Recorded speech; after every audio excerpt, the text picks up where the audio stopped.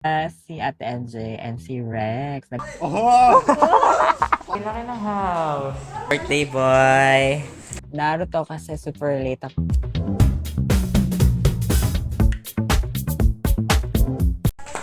Octopus. Ako na muna! Ikaw nga yan Here's my ulam, tomato steak. Yum. My dessert is kiwi jelly time from Nestle ice cream. Watching W episode 1. Bang! Annyeong! Hello! Hi, mabuhay! It's already September, OMG. Before we go to our topic of the week, kasi tapos na kaming manood ng Basket Rookie. So, meron tayong throwback. Ito ay noong August 17, 2019. So, very biglaan lang out of nowhere, nagkayayaan magbundok. Nag-ano ako noon, sick leave. So, ang kasama ko ay ang butas, si Kuya Jazz, si Ate NJ, and si Rex. Nag-akyat kami ng wait, maano lang siya, for beginners, ano lang 'to, Mount Climbers, Mount Talamitan. So ayan, diyan kami umakyat sa Mount Talamitan. Ano lang siya sa Nasugbu, Batangas. Super saya, ang saya ng akyat namin. Super biglaan lang talaga, but medyo ano kasi siya, medyo makulimlim. Kaya nung nandun na kami sa tuktok, hindi masyado okay yung view. Pero ang saya naman nung aming climbing kasi kami lang yung may kasama ba kaming ibang climbers? Parang wala, kami lang talaga. Kaya ang saya. Solo namin yung ano, yung pag-akyat, pag-hike. Tapos siyempre may mga nadulas. Hindi ko na lang sasabihin kung sino. But after nun, nung pagbaba namin, nag-ano naman kami, nagpunta naman kaming Tagaytay, kumain kami sa buffet, sa samgyupsal, ganyan. Yun, tas umuwi na. Bilis lang yun. Parang lunch kami dun sa ano, lunch kami sa Tagaytay. Kasi parang malapit lang naman Batangas sa Tagaytay. So yun, nakakamiss naman if ever mawala na 'tong COVID and makakabalik na ulit ako dun, I would really love to try it again. Of course, if go pa sila. Pero if not, siguro maybe sa mga friends ko rin na nandito para ma-try din namin yung pag-akyat-akyat sa bundok. Kayo ba na-try niyo na mag-akyat sa bundok? Kasi I believe this is my first time also. Yes, it's my first time to go mountain climbing. Pero yung mga konting climb lang. Siguro nung college kami, medyo nag-akyat-akyat kami sa parang hindi siya bundok. Para siyang gubat. Gubat, kailangan kasi naming tumawid ng gubat para makapunta kami dun sa falls kasi nandun kami sa bahay nung kakase namin. Sa Atimonan, parang Atimonan siya. Dun kami natulog tas sabi meron daw falls doon na maganda kaya kailangan namin tumawid ng gubat tas may mga, tatawid ka ng mga lawa bago ka makapunta dun sa falls kasi nga may mga ano-ano siya, tubig-tubig. So yun, masaya, enjoy, adventure din siya pero hindi naman siya bundok, hindi katulad nito na talaga aakyat ka tapos matarik, gano'n. Pero hindi kami napagod kasi hindi mainit, makulimlim lang siya. Masarap pala magbundok pero nakakatakot kasi baka baka kami abutin sa ano, gitna tapos kasi medyo parang pabagyo yata, eh. Pero okey lang, hindi naman kami na stranded or something. Pero yun, nakakatakot din magbundok kapag basa yung daanan kasi baka biglang may mangyaring something. Pero hindi naman grabehan yung ano, ambon lang naman, hindi naman ulan, hindi naman bagyo. Kasi kung bagyo yun, hindi na kami papatuloy yun. So yun, ingat-ingat na lang rin kayo and of course, bring your own medkits, your tubig, your food, and of course wala dong masisi-CR-an. Kaya uminom na kayo ng anti-poops. Kasi baka dun kayo ma-poops, nakakahiya. Pero may CR naman doon sa tinigilan namin. Pero dun sa papunta, wala. So, yun. Kaya, enjoy naman, enjoy. Tas after nun, pagbalik namin, nakiligo kami dun sa bahay. Pwede kayong makiligo. Makibanlaw lang, ganun. Kasi nga, madumi. So, yun. Super enjoy if ever mawala na yung COVID at makabalik ako. Of course, I would love to do it again pero sa ibang bundok naman. Siguro may camping kasama. Wow! Of course, with Ate MJ Rex and Kuya Jazz with Butaws. So, yan lang naman po for today. And yeah, see you guys again tomorrow. Bye! Ang daming handa. Handa ni Kuya Maynard. Look at this cake. There's like a wine inside. And there's like pancit. And we have spaghetti from Tito Jessie. And we have pizzas from Tuja. We have pichi. So many handa ni Kuya Maynard. Happy birthday. Episode 2 ng Double U. Hello, hi mabuhay! So for today's video, we are gonna be talking about W. So ayan na ang pinapanood na bagong Korean drama. It's a webtoon based, kaya webtoon or comic or anime, parang gano'n siya sa Korea eh. Kayo ba'y mahilig rin manood ng Korean, ganyan? Or ng anime? Kayo ba'y otakun? What is otakun? Otakun is like para siyang ang tawag sa kanya na mahilig manood ng anime or mahilig sa mga anime characters, mga ganon, or sa mga figures, action figures, parang ganon siya eh, if I'm not mistaken, sa Japanese term. So, I think I am, kasi bata pa ako, mahilig na talaga ako sa mga cartoons. Ang pinaka-first na naaalala kong anime is Zenki. Zenki yata. Yun ang pinaka-first. Kasi nagustuhan ko yata ha, kasi alam ko meron na ng mga Dragon Ball, Sailor Moon. Pero hindi ko sila wina-watch kasi wala, hindi ko bet, hindi ko trip. So parang ang mga naalala ko is Zenki, yun. Pero yung pinaka naalala ko na talaga na kwento na talagang nagustuhan ko siguro mga Cardcaptor, Sakura, ganyan. So mga anong year na yun, hindi ko na maalala. Basta yun, yun ang naalala ko nung mga mahilig ako sa anime. So yun, kayo ba? Ano yung first anime niyo na naalala niyo nung bata kayo and paano rin kayo naging otakun? Comment down below and tomorrow pag-usapan pa natin ang mga animes na talagang tumatak para sa akin. So, that's all for today. Happy birthday nga pala kay Maynard. Birthday niya ngayon. Ang dami niyang handa kanina. So yeah, see you guys again tomorrow. Bye! Corn beep, beep, beep, beep. Episode 3 of Double U.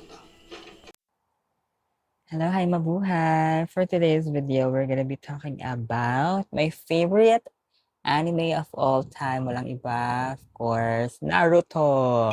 Naruto kasi super late ako sa kanya nung lumabas to. Parang mga kasing edad ko si Naruto siguro nung lumabas siya.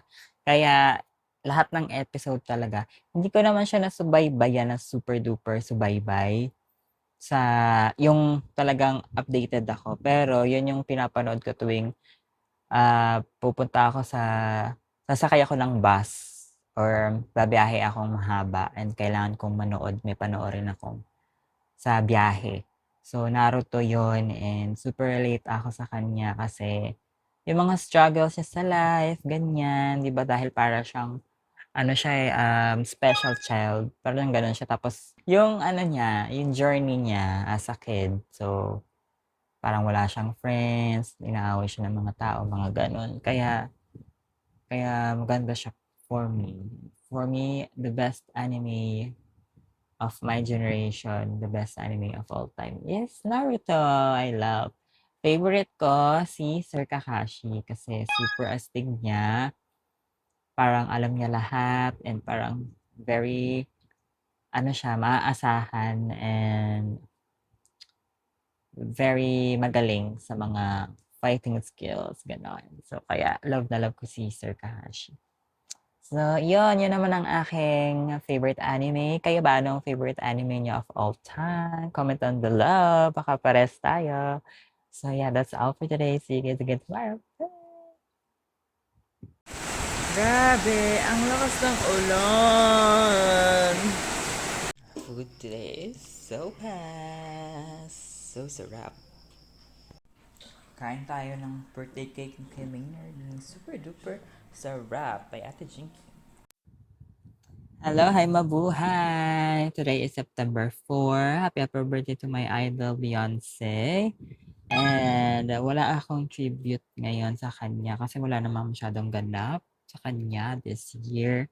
Pero yearly naman meron. So baka isipin ko pa it's either makeup or reaction video, mga ganun. So think about it. But happy birthday to my one and only idol Beyonce. Yes, I love what I'm eating right now. It's chocolate. But so we'll go back to our topic, the animes. So ano pa yung mga animes na stories na pwede ko i-share sa inyo? Alam niyo ba? Before kasi wala kaming Cat V. So, ano, napapanood ko lang ng mga anime sa TV lang, kung ano lang ang meron sa Channel 2 or sa 7, ganyan. So, ang naalala ko nung so mga ano yun, elementary. High school to college siguro. Ay, napapalitan yung color. High school to college siguro ako naka-experience ng cable. So, doon na nag-start sa mga channel na Animax, tsaka Hero, kasi doon yun yung sa Hero, puro anime lang siya na palabas. So, ang saya kasi puro anime, tas Tagalog siya, nakadub siya na Tagalog. Kaya, isa yun sa mga favorite channel ko. Tapos, yung Animax naman, may English. Tapos, minsan, may hindi siya anime, may ibang palabas. Pero, 90% puro anime siya. Kaya, doon na lumawak yung mga animes na napapanood ko. Hindi pa kasi uso na yung mga stream, hindi pa siya uso. Kaya, ngayon, uso na yung pwede i-stream mo na lang, pwede mo i-Netflix kung may gusto kang panoorin na anime. So, yun, doon siya nag-start. Kaya, yeah, doon na dumami ang aking animes. And doon na siguro ako naging super duper certified otaku. So, yun lang po for today's video. And see you guys again tomorrow. Bye! Kain tayo. Wow po yarn. Ganon. Episode 5 na. Kapasok na siya sa mundo ng mga tao. Hello, hi mabuhay. So, naglinis ako ng room kanina. Yung lilipatan kong room, guess what kung saan? Dun sa luma kong room, bago ako umalis ng Cavite. So, babalik na ako sa original room ko. Si kuya naman, magkakaroon siya ng sariling room dito sa pinag-o-officean ko. So, magpapalit kami. But, ang gulo-gulo pa kasi nung itong room na to, kaya hindi pa siya super duper ayos. Pero, going there and maghahanap pa ako ng lalagyan ng mga gamit ko syempre. Kasi yung cabinet dito matagal na rin and kahoy din kasi siya. Kaya kailangan ng palitan kasi super duper luma na. So yun, naghahanap ako. Baka bukas maghahanap kami sa mga tindahan dito sa amin. So, I'm very excited and yeah, I think I'm so excited to return to my original room. So yeah, yun lang po for today and see you guys again tomorrow. Bye! Punta po kaming SM. Bibili kaming cellphone ni Bobby sa birthday. Bukas ba? Sama kanyang Papa Day. See you guys later. Tingnan din kami cabinet.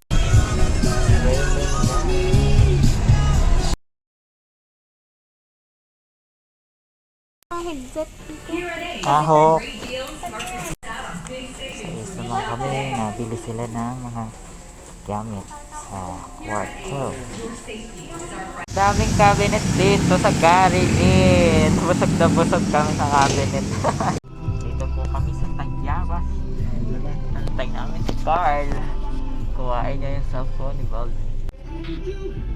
Saan si Carl? Ayun na si Carl. Tatawa.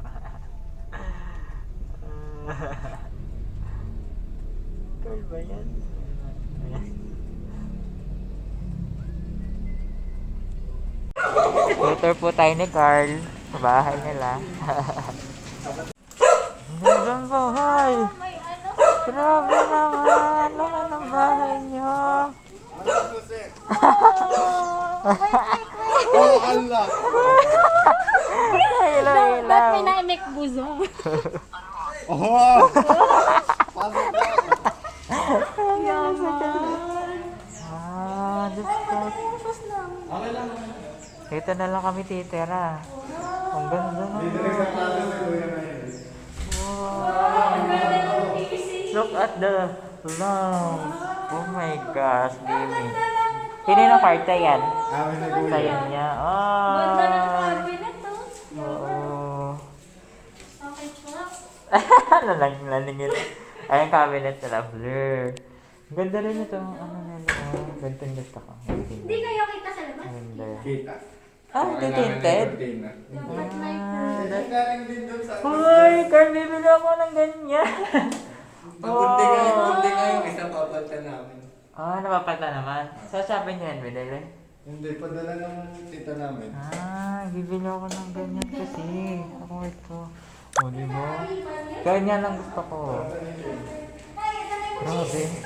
Yung cheese. Pang mansion naman yung ala niya. Ito kay Chin. Ay, dami ano. Ay, ang ganda ng watch. Gawa ng chin, gawa ng sinuka. Ah, dalawahan din. Ayun nga po, hanggang dulo. Dito na lang muna siya umulo palagi sa katawan. Hindi, ngayon kita. Ila din doon. The cheese na ko. Yung cheese. Oo nga. Ito din, ito naman chandelier nila. Oh, ganda. Ang laki-laki naman. Tapos, dito, amin yung Kitchen to, gagawin pa. kitchen. Super lang eh. Gawin ng ilaw, ano doon? Oo. Sagana sa ilo. Ang hotel. Wow, laki. Oh my God! Medyo cheese din, medyo cheese. Ito na ako kayo. Ito na yata pinakamalaking CR sa buong mundo. Shower. Ito na. Dyan, party na din. Laki naman ng CR nyo. Para kasya-kasya sa mami niya. Dapat may lot kayo dito. Ano to? Labas?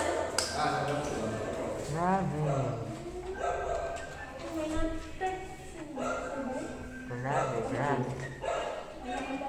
Ano naman yan? Labasan na. Napakasaya. Mini garden. Hello. Tara natin, baka pumasok yung lamok. Ang ganda naman. Grabe, laki ng house. Ande, meron. Nasa hindi namin nilalagay. Go, go! Happy birthday, baby! Nasaan? Video? House tour na kami. Tinan mo yung kwarto ni Jenny. Kuya mo ang cheese. Regalo ni Cha. Regalo.